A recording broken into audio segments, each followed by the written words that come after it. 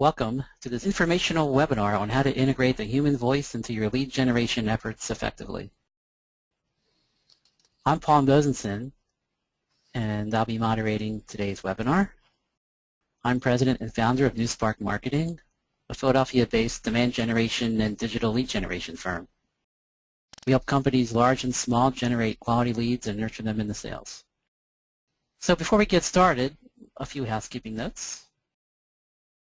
If anybody's on Twitter and has a question and wants to just let people know where they are, they can use our hashtag at B2B Human Touch. We'll of course have time for Q&A at the end of this presentation, but during the presentation you can certainly use the question box in the control panel in the right to ask a question throughout the presentation. And a recording of this presentation will be available in a few days to everybody. So let's introduce the presenters.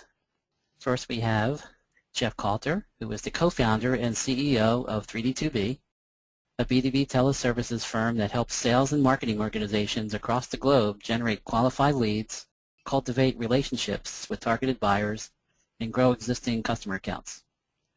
Also presenting today is Amanda Ferraioli. She's the account director of 3D2B, and she's responsible for developing and driving customized customer acquisition solutions for 3D2B clients.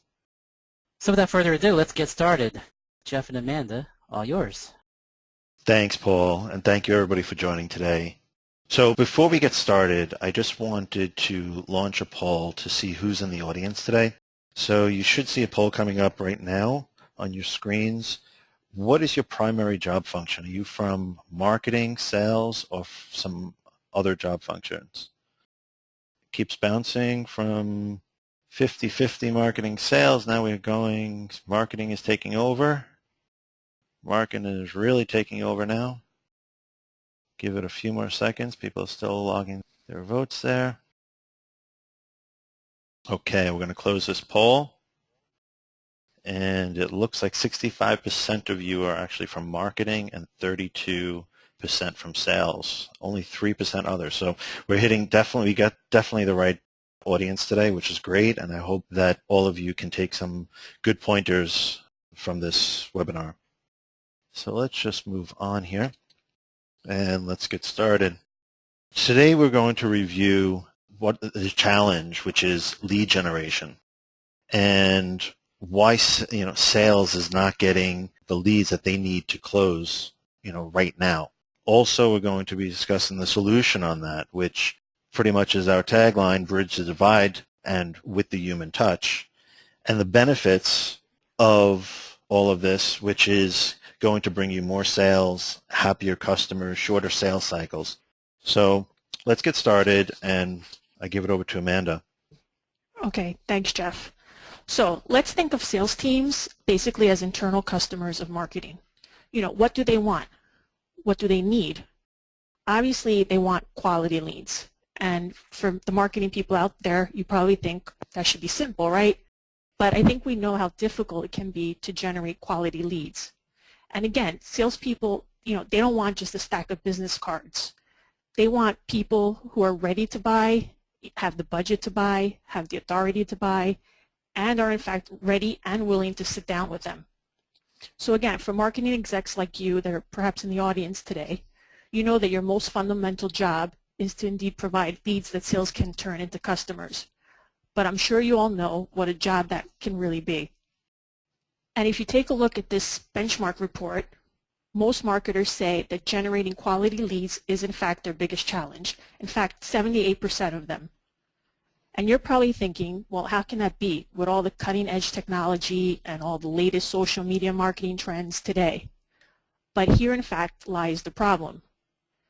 At the end of the day, search engines and social media don't buy your products and services. People do. And again, that's the key here, and that's our message throughout this webinar. And that's basically what we will be focusing on. So we all know we're generating a lot of leads, and the big question is, what happens to these leads? There's this huge lead black hole out there, and sales is basically ignoring 70% of the leads that you're generating.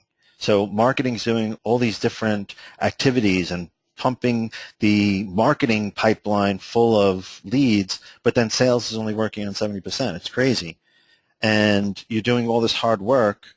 Is sales to blame here, or should we look at some other factors?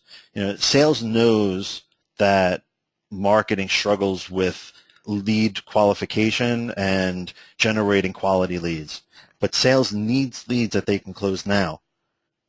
So let's just take another quick poll. Why do you think sales ignores leads from marketing? Are they too busy closing deals? Leads aren't qualified? Perhaps sales and marketing operate in silos? Maybe purchase timeframes are too long? Or even lead information usually incomplete or incorrect? So let's wait a little bit for your responses. Wow, the numbers are pretty astonishing. Definitely have an overwhelming amount here on leads aren't qualified. Let's give it another few seconds. Well, for those that said leads aren't qualified, something to think about, then that says, what does sales expect? No, definitely. For those, and Amanda, just to break in there, ultimately that's the problem. Is there a divide between sales and marketing? Marketing's generating these leads, and that's the big question. What does sales expect when it comes to quality? Right. And at 24%, you all responded, sales and marketing operate in silos. Okay, well here then we may need to break down those walls and in fact try to bridge that divide between the two. Okay, the other ones are pretty much similar. Purchase timeframes are too long. Okay, well maybe because we all know sales needs to close business now, so perhaps they're just discarding the rest at the moment. And for those, lead information usually incomplete or incorrect. Okay, well here obviously you can't really blame sales for not wanting to work on them because again, if not all the information is captured or it's invalid. Yeah, but okay, overwhelmingly it's 57%. It's a quality issue. Exactly. So let me hide that poll now, and we'll move right ahead. So it gets right to the point. So times really have changed. The internet has shifted the power from what used to be the salesperson and marketing would have the power, and now the prospect and the buyer has all the power. It used to be that you would sit down with your presentation or a brochure and you would be able to make that quick sale. Sales and marketing they held a great sway in the buying decision. But today, I remember a while back, let me tell you a quick story. I remember a while back when I was in sales and I would go around in my car trying to knock on different offices and see if I can get appointments with the different decision makers or the owners of the company to present my products. It was another world. It really was. It was another world back then. And now you fast forward, how time is flying, but you fast forward 15 years, and today's buyers are savvy. They're educated. They're usually overworked. We know how many emails and text messages we're getting all the time and being bombarded in every way with different messages. And we won't even talk to a salesperson until we've done the majority of the purchasing decision. This means that sales and marketing has to work that much harder to gain the buyer's attention. And we look here, you can see this little drawing or graph here.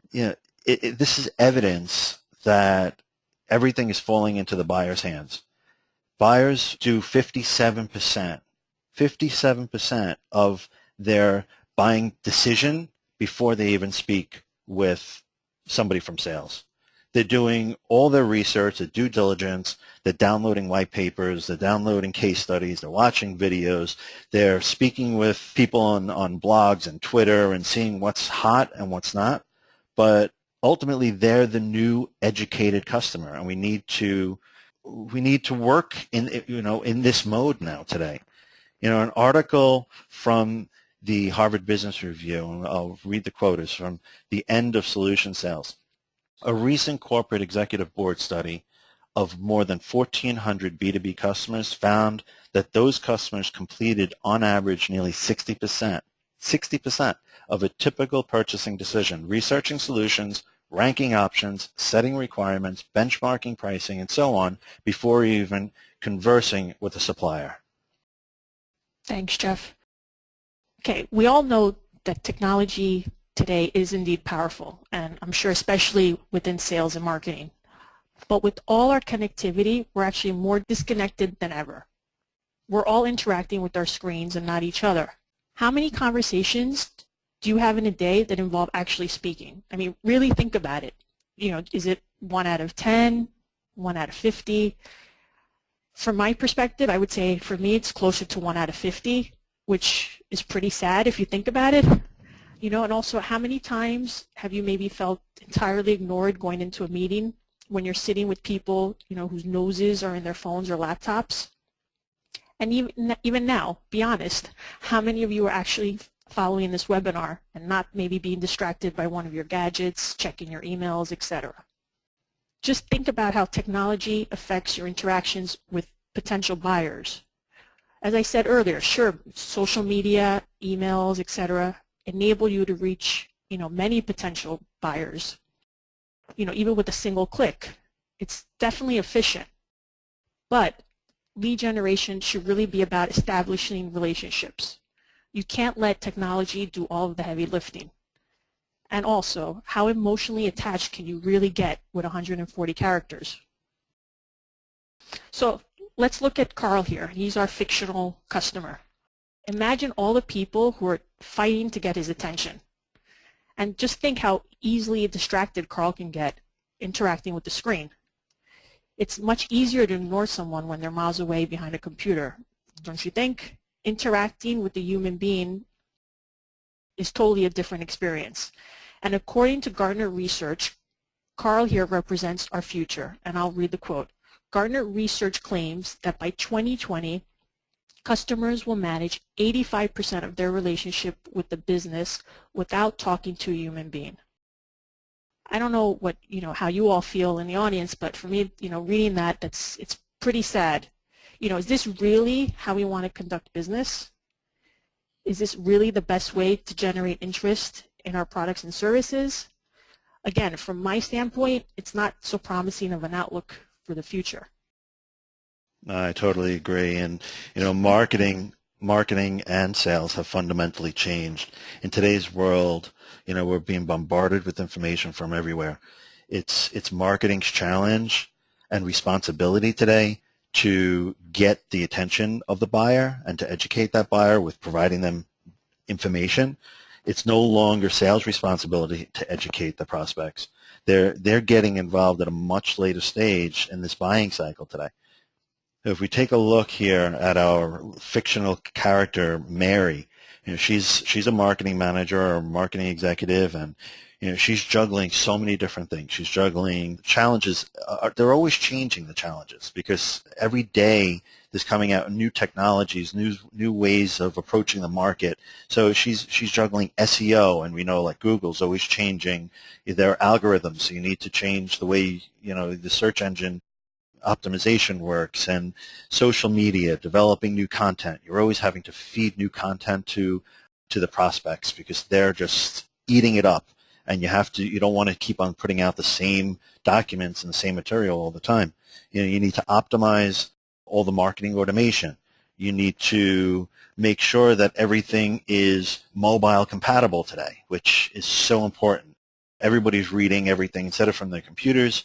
They're reading it from the cell phones, they're reading it from their iPads and iPods, all the different gadgets that they have. And then sales, we have Steve, our sales manager here. And he's juggling just as much as marketing is. And you know, his main focus though is closing deals. You know, he has to generate, you know, the sales to keep the company going. But he's also not just focusing on closing those deals. He's writing quotes. He's meeting with clients. He's doing demos. They're following up on contracts that haven't been signed yet. So they're just as busy. The problem here is that Mary from marketing and Steve from sales, their objectives never meet. They're both busy. They both have a lot of different things that they're working on, but there's a disconnect between the two.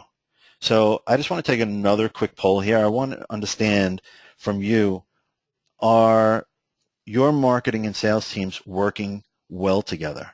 So yes, they are working well together, somewhat, or no, there's a big disconnect.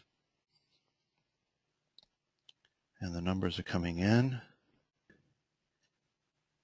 And it's exactly what I thought. I'm going to close this poll now and share it with you.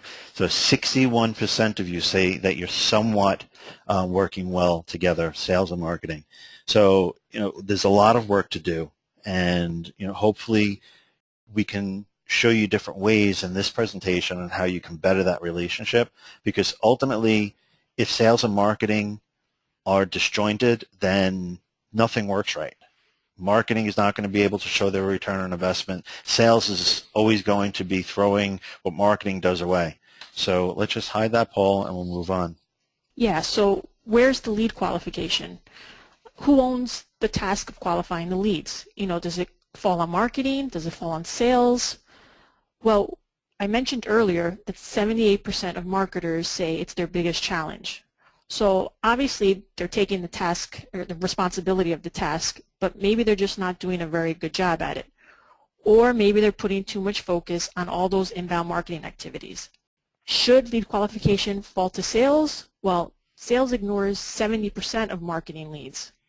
So where are they going to get their next sale? They're obviously focused on closing the next big deal, not working on leads that may take weeks or even months to close. Which brings us to this slide, and this is what I usually see in the B2B companies I work with. And it really does become like a game of ping pong. Either sales and marketing are passing the buck, or maybe lead qualification isn't even happening. Or maybe it is, but maybe just not in a systematic or organized way. And I want to take a quick poll now as well to understand from you, who owns lead qualification in your company? Again, does it fall on marketing, sales, not defined? Well, it's pretty balanced. Give it a couple of secs. We're almost at a tie, a three-way tie almost. Oh, wow. Okay, I'm going to close the poll now. And I'm going to share it. So as you can see, it's wow, almost exactly the same for not defined and sales owning it, and then marketing is the last one. So, right. I'll let you comment on that. But to me, it's Well, for the 37% sales, something to think about is, does sales really qualify the lead, or again, do they just see if it can turn into the next sale? And that's something we'll touch on. Well, normally what I see, Amanda, is the cherry picking. Sales only wants to work on what they see right away is going to be able to close. So exactly. And the rest go in the garbage. Right. And for those, the 28% that said marketing, I know many marketing organizations definitely work hard, to generate qualified leads. But again, are most of those leads, qualified? And we can talk about the inadequacies in a minute. And for those that said not defined, okay, well, again, maybe this is something that needs to be addressed. Yeah, definitely. And hopefully we can maybe sway it in one way or another during this presentation. So I'm going to hide that poll now. So there's no doubt that the internet has transformed, buyers' behavior, shifting the power to the buyer instead of in marketing and sales' hand. But, the good news is that you have greater access to prospects using social media and e-marketing today. The world is open to you. Everybody is out there. Everybody is online. But rightfully so, inbound marketing is definitely the name of the game today. But before inbound marketing, inbound marketing can only do so much. Everybody talks about lead scoring today, and lead scoring doesn't work really to ensure the quality. It sees how much engagement there is, but it doesn't show how much quality is there. You look at Carl here, and he's our customer, and he has a low lead score. He's only downloaded, say, one white paper, but he's really interested. He wants to buy, but nobody has contacted him because he has a low lead score. But then you have the opposite, where you have somebody that's doing multiple touches, they're downloading white papers, they're interacting with your website, they're reading all your material, but there's really no true interest in buying. They're just looking to figure out what's out there in the market today. Scoring, ultimately, if you break it down, scoring is just a formula, a formulatic approach to figure out what people are really interested in. The human connection is still needed. There's no mathematical formula that can work to figure out what the buyer is, what their intentions are. So, and really, who's to say that, the person requesting the white paper isn't a student? I'm sure that if you look through your marketing databases and all your leads, a lot of the people are students just doing, research for white papers and downloading your case studies so they can figure that, do their term papers. So it's really an unreliable source when it comes to developing quality in your lead process. Then you look again, at Carl, the customer, and this scenario is so common because you have Steve, who's our sales rep, and his adrenaline is rushing to close basically the next deal. So when he's speaking or sitting down with Carl, he thinks Carl's ready to buy. So he's giving him the sales pitch. He's trying to make that sale. He's pushing as hard as he can. But the bottom line is, Carl is not going to be, he's going to be, pardon the expression, but pissed off because, Steve is pushing too hard and Carl, he's not ready to buy yet. But why does Steve think that Carl is ready to buy? It's only because a lead was passed to him. So if a lead was passed to Steve, then it's like, okay, Carl's ready to buy. But we've talked about the marketing's role in the lead qualification gap, but what about sales? Are they at least partially to blame? We said that 70% of leads get dropped off and they're not picked up by sales, but lead generation, particularly in B2B, can be a lengthy process. So buyers, they often need to be nurtured. Okay, relationships need to be developed before sales can even get involved. We think of sales, we think of dollar signs. So it's their job to close that next big deal. It's their job to get products out the door and to make the company grow. But when it comes to lead generation, making an immediate sale cannot be the focus. It just can't be. Because you go back to Carl, look how angry he is and shocked. What does this guy want? All I had is a slight interest. I wanted to get educated. I'm not ready to buy. So salespeople are hunters, not gatherers.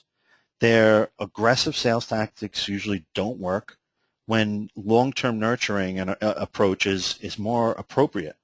Generating leads is all about developing relationships. Sales reps sometimes shoot themselves in the foot, leading with that sales pitch. And before delivering a pitch, someone either in marketing or sales, and going back to this, who owns lead qualification, somebody in marketing or sales needs to have a conversation with the prospect to figure out what their needs are and what their intentions are. So we're all familiar with the famous car salesman pitch. We usually hate and walk away from it, feeling pressured and turned off. So hopefully there's no car salesman in the audience today. But it's sales' job to close deals, and they don't have the tools to be able to nurture. So what can we do about it? Well, here comes the missing ingredient, the human touch. The human touch lets us break through the online clutter to establish a connection, build trust, gain credibility, and maintain relationships over time. Technology is efficient, but the human touch is effective. When you reach your most prized customers and prospects on a human, emotional level, the effects are powerful.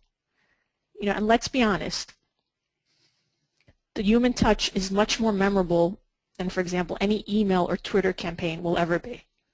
And what makes people buy? Well, we all know companies invest millions in market research to find out just that, to find out what makes people tick. It's about more than getting their attention. Buyers are basically people looking for answers, and often gut reactions are involved, and people also buy from the people they like. I know I have. And this quote from an Inc.com article gets to the heart of the issue. And it states, the key to really getting people to listen and act, touch them on an emotional level. And here we can see feeling versus thinking. Again, it's all about establishing connections and having human relationships with people. We need to appeal to the feeling sides of their brains. You know, we all probably think we should be guided by our thinking side of the brain, especially when it comes to maybe spending our hard-earned dollars. But there's little doubt that the feeling sides of our brains often do take over. And I think that's how it should be, and not just because I'm a woman. How many times have you made a decision or a big decision in your life that you knew in your gut was wrong? Again, I know I have. And how did it turn out? Don't you wish perhaps you did listen to your gut? And here's another great quote about how emotional connectivity is what guides us. Humans are wired to connect with each other, and we connect with one another by feeling, not thinking. Emotion is now increasingly recognized as the key to moving hearts and minds. So we've been talking a lot about the human touch and adding the human touch to our lead generation, but what does it really look like not to be human? You know, ultimately, you know, you look at this illustration here, you have a robot talking to another robot, they're saying the same thing over and over again, and the robot with the question mark is like, what is this? What is he talking about? You know, to not be human, you need to focus on yourself, let technology drive lead generation, be irrelevant, be disrespectful to the buyer, and you know, above all, do all the talking, and you'll sound exactly like a robot. So let's take a look at how, you know, really to be human. You know, we all know, you know, at least I think we know how to be human without an instruction manual. But in this world of social media and marketing automation, it can be so easy to lose sight of what it means really to establish that human connection. So to be human, you need to be real, you know, leading with the sales pitch first or trying to pull the wool over somebody's eyes. They're going to see right through you. You know, honest conversations about the issues that matter most to the buyer will make them feel good. And be memorable. Forget about Facebook, forget about different social platforms. A live two-way conversation is the way to do it. It's the way to be memorable. Be relevant. Offer prospects something that they value. Okay? Discuss the topics that they want to discuss. Find out what matters to them and stick with it. And then I'll read a short quote here from the Marketing Sherpa. 92% of B2B marketers are open to cold calls if the message is relevant. So it's really all about relevance. So if you want to be human, be an individual. Know your buyer, figure out what they want. Tell them, you know, how you can solve their specific challenges, and don't boast and brag on how great your products are. And most of all, listen more than you talk. The only way to understand your buyer's greatest challenges and be able to solve their problems is to listen to them. There's nothing more frustrating than being a buyer and having a sales rep give their pitch and not understanding what your problems are. So let's go into another poll here. Is your lead generation human? So yes, it is. You have the human touch, somewhat, or no? Okay, we have almost half the votes in. Give it a few more seconds. Okay, I'm going to close that poll now. And it seems that 54% of you say you're somewhat human. So that means somewhere, you know, I think that matches also who's handling your lead qualification, because a lot of you are also saying that sales is handling it, but are they really handling it? So we can consider that being human, but are they doing it the right way? Then the other 31% saying yes, hopefully you're doing it right, and you know, maybe we can point out some additional things for you. But I'm surprised only 14% of you are saying no. So that's good. That's good. I'll hide that poll, and we'll continue right on. So, are you convinced about this human touch idea? So how do you actually go about generating leads with the human touch? And this is where we're going to start really diving in and getting into the heart of it. Do you give your sales reps the quality leads that they need? So ultimately, it's about picking up the phone and having that conversation. And we're going to review all the different ways that you can implement that human touch into your different marketing activities. So the human touch should apply across the board in sales and marketing. And you can implement it with, and I'll go through the list here, lead generation, so basically cold calling, lead qualification, again, making sure that what you are sending to sales is in fact sales relevant. Lead nurturing, make sure you keep the prospect engaged until they are indeed ready to buy. Use it in appointment setting up appointments for sales, for event marketing, pre and post event activities, and complement it to inbound marketing, which is basically all response handling, responding to emails, web hits, all online alerts for various tactics, etc. So many say that telemarketing isn't effective. And maybe this is the reason why sales actually is taking on the responsibility of qualification. They say it's invasive, it's aggressive sometimes, haphazard, and sometimes not even appropriate for B2B. But most have in their mind the common experience of a telemarketing marketer calling them at dinner time with this irrelevant pitch of trying to sell something that they would never in their lifetime want to buy. However, B2B telemarketing, is quite different. Despite the pervasive negative reputation among the general public in B2C, most marketers say that telemarketing is highly effective for lead generation in the B2B arena. So, in fact, the Marketing Sherpa, I'll read you the quote from the Marketing Sherpa in 2011, wrote, 88% of B2B businesses say telemarketing is either very effective or somewhat effective in generating leads. So it's all about picking up that phone. Also, if you think about it, if you have a targeted list of companies that can benefit from your products, what better way than to cold call into those companies, network to the decision makers, via the phone and present your products and solutions. It's the best way. You can send out emails all you want. How many are going to actually open it? And then this goes, it proves it right here. So 40% of marketers say that telemarketing is the most effective tactic for generating high-quality leads. And here's the main point here is high-quality leads. Telemarketing. Through all the social media stuff before that, the emails, the SEOs, the direct mail, all that stuff, there's no quality there. It's volume. And you need your volume. We're not trying to say to throw it away. You need that volume. But you also need the telemarketing to get that quality level up. And telemarketing's, only second to live events, which came in at 43%. So the numbers are definitely, evident and showing what it means to do good telemarketing. Okay, so lead qualification.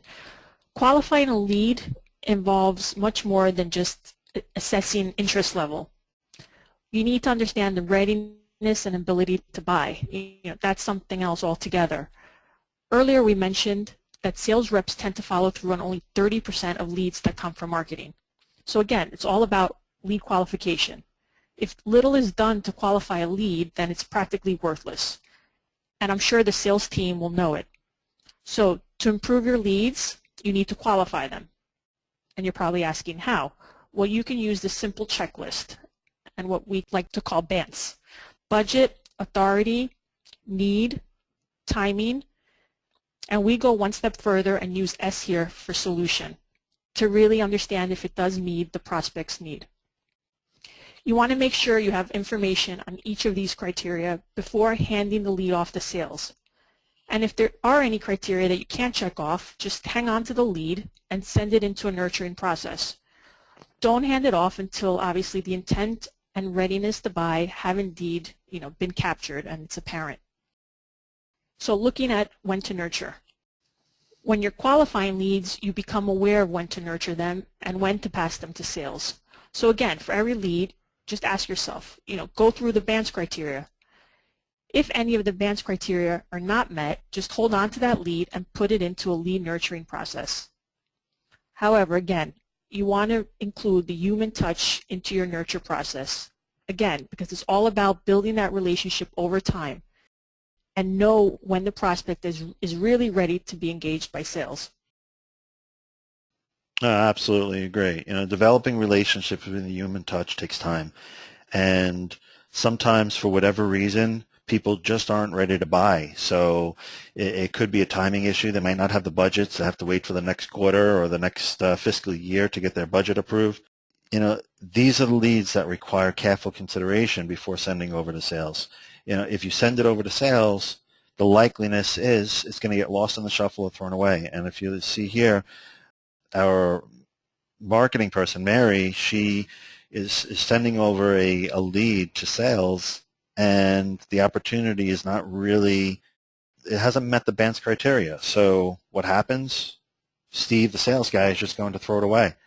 So, unfortunately, many organizations simply don't have the systems for nurturing leads. And if they do, they're not including the human touch in the nurturing process. And sometimes if you have sales, and this goes back to the survey earlier, if you have sales doing the qualification, how many of your sales departments have a lead nurture process or a lead nurture system to be able to manage all those leads, over time? So that's definitely something to look at. And, you've worked hard and spent a lot of your marketing money to generate the leads. So ultimately, you don't want to lose them. You want to nurture them and keep them engaged.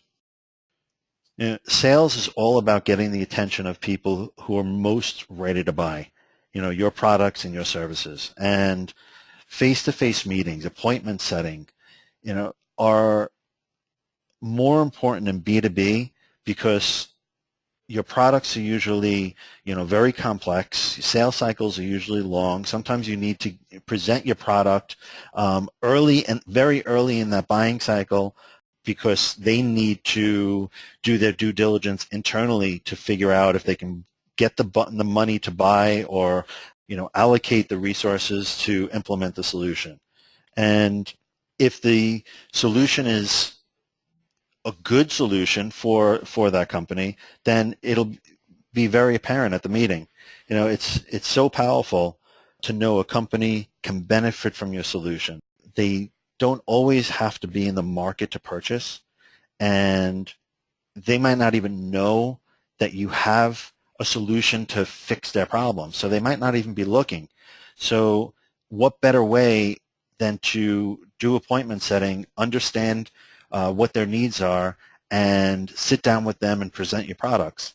So often, before the appointment actually takes place, during that appointment setting process, the person on the phone who's setting that appointment will first identify what the needs are of the prospect, explain to them what's going to take place in the meeting, and then the salesperson, when they're preparing for the meeting, they're going to be able to customize that meeting for the prospect's needs. So when they sit down together, there'll be a great alignment, and they'll understand one another, and there won't be any surprises. So it's really, really powerful.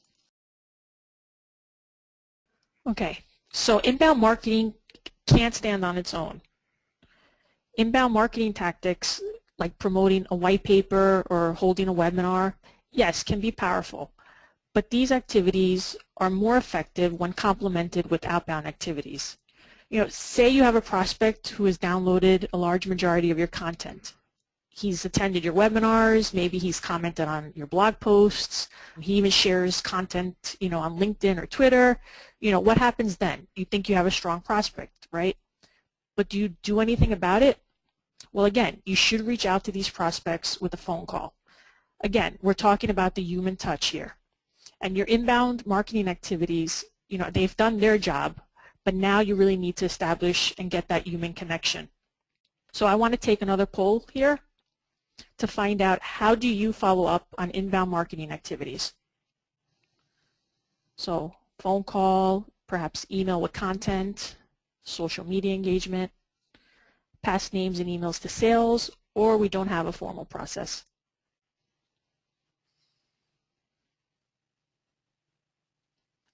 Okay, I'll give it a few more seconds there. Yeah. Okay, I'm going to close that poll and share it with everyone. Wow, 53% said phone call. Okay, so you're doing what we find most effective, so that's good. But unfortunately, if we look at the poll before, a lot of it's being done by sales, so we need to make sure that it's being done the right way. The right way. That's really key here. I think it was 20% that said pass names and emails to sales reps. But again, the sales then really have time to follow up on them, or are they just, again, focused on the quick deals? Thanks for the results. So we have Carl here again, our customer, and he's showing interest in Acme's content. He's probably been proactive getting information, maybe downloading white papers, left comments on their blog, again, search their website, etc. And, through marketing automation, marketing can probably track all of this. But should they stop there? No, definitely not. Either marketing or sales should be reaching out to Carl with a phone call. And again, it's all about the human touch. We discussed earlier, and I showed you some statistics about how relevant and important events are in generating quality leads. But we need to really think about, how do we optimize the events and how do we make the most of it and get the highest return on investment. So the good news is that events gather so many valuable prospects in one place. They're all there looking to buy. As a matter of fact, 80% of the people that attend trade shows are usually searching for a new solution or a new product. Unfortunately, events are expensive. And, the really bad news here is that 80% of marketers usually fail to follow up on the leads after the events. Okay? So you're doing all this hard work, and for what? Then you're letting them just fall off. So to add the human touch on events, you want to generate awareness and promote the attendance for the event. You want to gather quality information and schedule appointments to take place for sales at the event, and you want to follow up on the leads and nurture them after the event. So everyone should be contacted, at least everyone that fits a certain criteria. Events are one of your best opportunities for generating leads, so make sure that every phase of life cycle of the event is covered, and don't forget to add that human touch, because it's so important, especially in the quality and understanding what the intentions are of the buyer.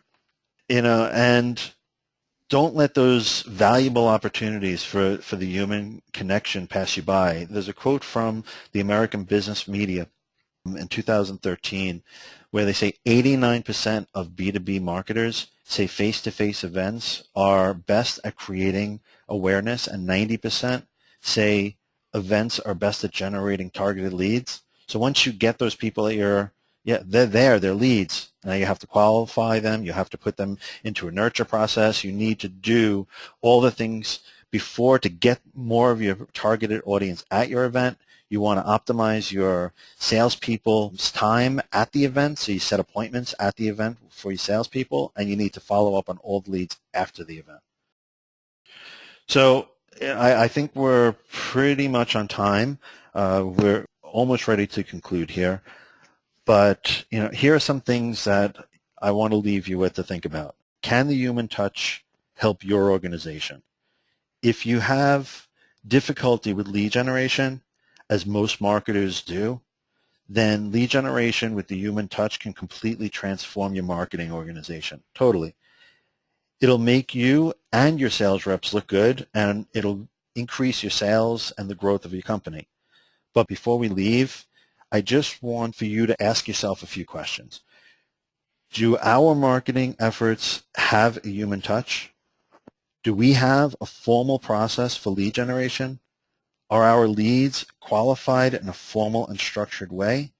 And are we doing all we can to establish meaningful relationships with buyers and customers? So that's what it all boils down to. After you've answered these questions, just be smart. Don't try to tackle it all in-house, because you might not have the expertise or the bandwidth to be able to handle all these different tasks.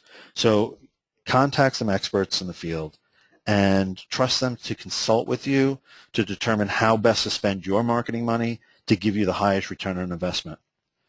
So thank you for joining today. Greatly appreciate it, and hopefully you've taken something away. We're going to be doing some questions and answer session, so I don't know if anyone has posted some questions. I'll leave that over to Paul. Or Amanda, if you want to say a few final words before we go into Q&A. That was it. Thanks everyone for joining. We've definitely given you a lot to think about. And yeah, we'll just, I guess, stop here and take some questions. Okay. Thanks, Jeff and Amanda. We've got a few questions here that are interesting, and thanks for staying on. So here's one here. Very interesting question here. Our sales team owns lead qualification, but conversion rates are really low. Do you have any tips on how marketing and sales can collaborate better to use the human touch? Or should marketing just take over lead qualification? This is where ROI comes in, and everybody's, ROI crazed today. But you really need to figure out, you have to work together, and this is, where the bridging the divide sometimes comes in with sales. You need to work together with your sales to figure out how much time they're spending on qualifying leads. So then when you work that out, you need to figure out how much does it cost your company for that time. So you can speak with your counterparts and from sales, and they may have the figures. Otherwise, you have to contact your financial departments. They probably will not give you any one person's cost to the company, but they may be able to give you the average of what sales costs to the company per person. So just remember, don't just look at their salary. You have to look at the whole package. You have to look at their benefits. You have to look at their infrastructure, and also include partially the management that's managing those salespeople. So then when you have that calculation, you're able to see how much money does it actually cost the company to qualify those leads. And then you can look into seeing what it would cost for marketing to take that over. And you can do it in-house, or you can outsource it. But if you outsource it, you want to make sure that you're going to the right company to be able to handle the activity. But then afterwards, you have your estimate from the telemarketing company or the outsource company, and you have the amount that it costs sales to do it. You can do a direct comparison and say, okay, does it make sense or not? But you have to also take in consideration, and this is something that is really critical here. It's not just about the cost-to-cost relationship. You need to figure out, if sales is doing it, how many leads is sales losing because the prospects are not ready to buy and sales doesn't have the tools to nurture, and how many prospects is sales making angry, or, as I said earlier, pissing people off, sorry to use that term, but because they push too hard and they come in with the sales pitch. So if you're going to do, I suggest doing a benchmark, giving half of the leads that are coming in to sales and half the leads going to marketing, and then do a minimum of a 3-month pilot to see, and a benchmark to see what is actually happening, what kind of return on investment you're getting. But it's a great question, and I think we can all benefit from that, or at least I hope you can all benefit from that. Very good. Here's a question from the audience. Somebody questioned whether we thought SEO and social media was not as important as we think it really is. So I don't think we're saying that, but Jeff, do you want to clarify? No, definitely not. SEO, social media, all those mediums are really important, and as we stated, the power is with the buyer today. So you need to make sure that you're out there in the web, that they're finding you when they're searching for solutions. You need to know that you're putting out the right material and you're on target with the content, and you have a blog and people are able to keep track of all those things. We're not saying that those are bad. We're just saying that in conjunction with that, you need to add that human touch, because none of that is going to give you quality. It's going to give you volume. So volume alone, if you don't have that checks and balances where you can check to see what should be passed over to sales and what shouldn't be, then you're missing out. There's a big gap, and that's the gap that we need to fill. So whether they're coming from a trade show and you have, as Amanda said, a whole list of business cards, or they're downloading a white paper and you have their lead form, how do you know what their intentions are? And you can't have sales contact them first, because they're going to be lost, ultimately, at least in our experience. Right. And as Jeff mentioned earlier, you can't just rely on, the lead scoring, because that's not always, accurate. So the only way you're really going to understand their needs is to really, pick up the phone and build that relationship. Well, that's about all the time we have. I want to thank everybody for joining us today.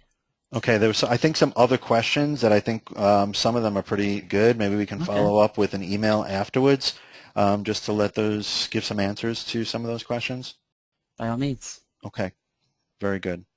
We might want to also just mention to everybody, if you want to download our ebook, go right to our website, 3d2b.com, and you can download our ebook there, which complements this webinar. Exactly. And you can also subscribe to our blog and follow us on LinkedIn, Facebook, Twitter, and Google+. That's right. We have great resources, white papers, and lots of useful information about this topic. Well, thank you, everybody, for joining today, and hopefully this has been informative for you, and look to see and hear from you on the next webinar.